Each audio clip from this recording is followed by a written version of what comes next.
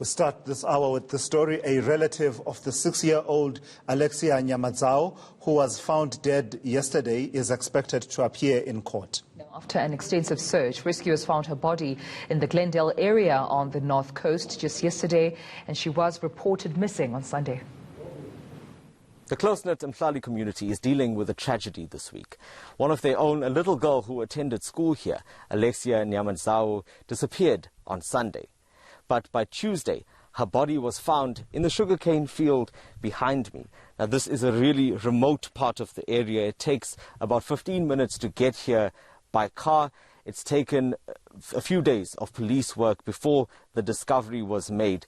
But there has been a positive turn in the case, and there's been an arrest, and a 42-year-old woman has been arrested. But to unpack that a little further, let me bring in police spokesperson Brigadier J. Naika. Brigadier, thank you so much for joining me. Let's go back to Sunday and the case that was reported at the Umhlali police station.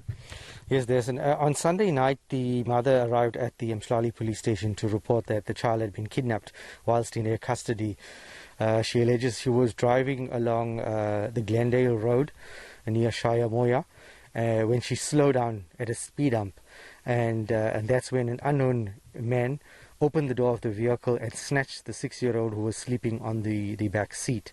The mother, obviously scared, fled from the seat and sought assistance at the Umhlali police station.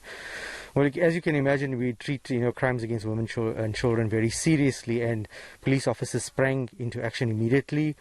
We rallied support from various role players, including members of the local community, and a search began. And that was a very difficult search that occurred over 2 days because considering the nature of the terrain that they were dealing with as well. Absolutely. This area is surrounded by lush sugarcane fields, and naturally if someone's hidden here, it would be very difficult to find them. So police officers worked around the clock. On Monday, we then took a 42-year-old woman in for questioning. Following that, yesterday morning, the team assembled very early in the morning and began, coming closer to the area. As I said, it was very difficult because of the lush sugarcane in this area. They actually used tire tracks that was used by from the kidnapper's vehicle to get to a location. Then members of the Umhlali Search and Rescue Unit were also enlisted, then released their dogs into the area, and a short while later the body of the 6-year-old was located inside this dense sugarcane field.